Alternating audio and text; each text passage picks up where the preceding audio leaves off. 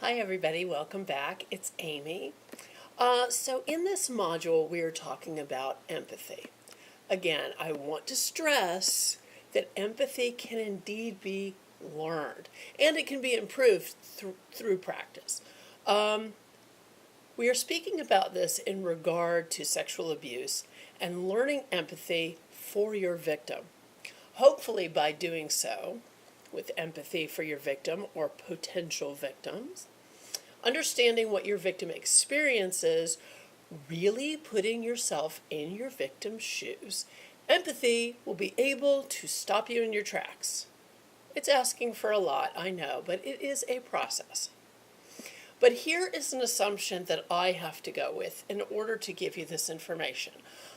You didn't wake up one morning and decide to hurt someone.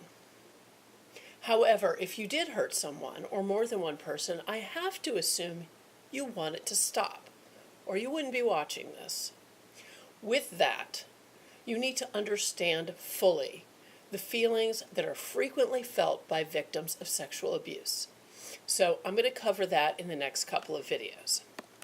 I'm going to start with the victim's behavioral reaction. There are two major emotional styles of victims of sexual assault regarding stress: expressed and controlled. Expressed stress is fear, anxiety, anger, which is expressed verbally or shown through behavior, such as crying, shaking, smiling, restlessness, tenseness. Now, controlled is masked or hidden feelings, showing only calmness, composure, and a subdued effect. Whatever someone's usual style is, it will be exaggerated. Then there is the fear of the sexual offender. Here's the thing. The offender overcame the victim's resistance and forced him or her to submit to sexual demands. There may have been threats. The victim may have feared being brutally injured, or they may have believed that they only had a few minutes to live. They may be threatened if they were to report it to the police. Fear may be in general, or it may be specific to the abuser. Fear will be stronger if physical harm was a component. Victims need positive assurance from those around them that life is worth living. They need help with the ways that they can deal with their fear. The victim may need help expressing their fear. The victim needs to be encouraged to do all that they can do to protect themselves. Talking about the attacker. If the victim knows the attacker, will they come back? The victim can talk about the abuser or the attacker and become part of a plan for their life and their safety, and this is helpful. A victim needs to feel as if they have choices. Then there is guilt.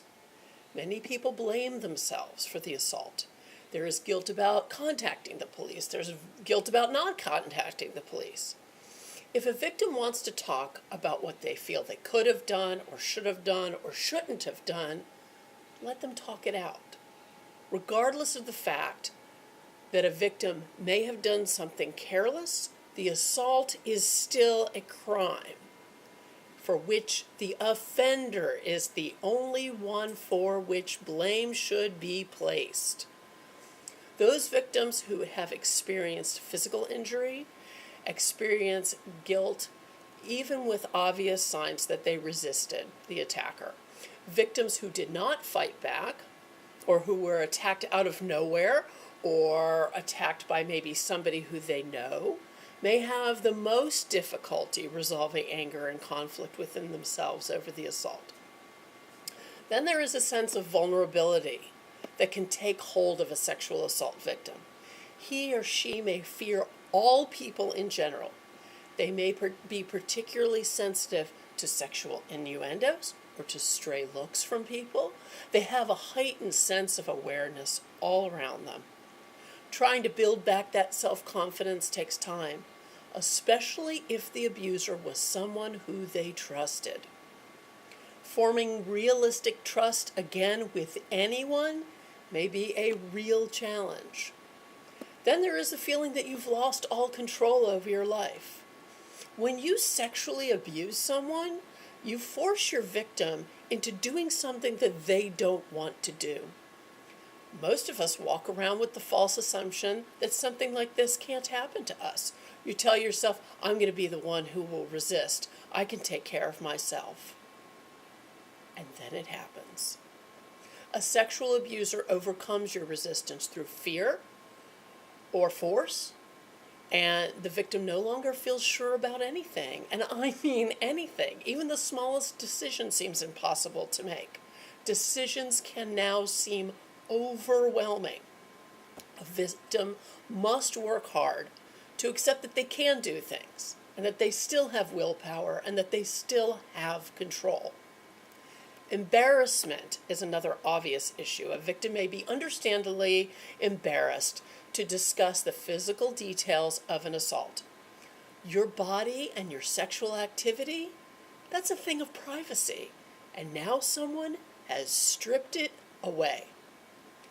Telling anyone may be extremely painful. It is likely that the sexual abuser used offensive sexual language. This is not a comfortable thing to repeat those words.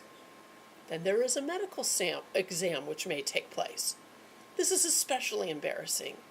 Your body is exposed in an exam, and it is now the object of attention and discussion by strangers. A victim may feel that their body and their appearance as a whole is now disgusting or offensive.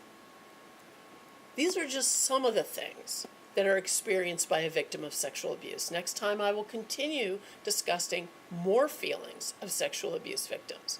You need to put yourself in your victim's shoes and do your best to fully understand what you have done, or even what you are thinking of doing to someone. So until next time, I will ask you, please subscribe to this channel. Please feel free to share these videos with someone who you think they may help.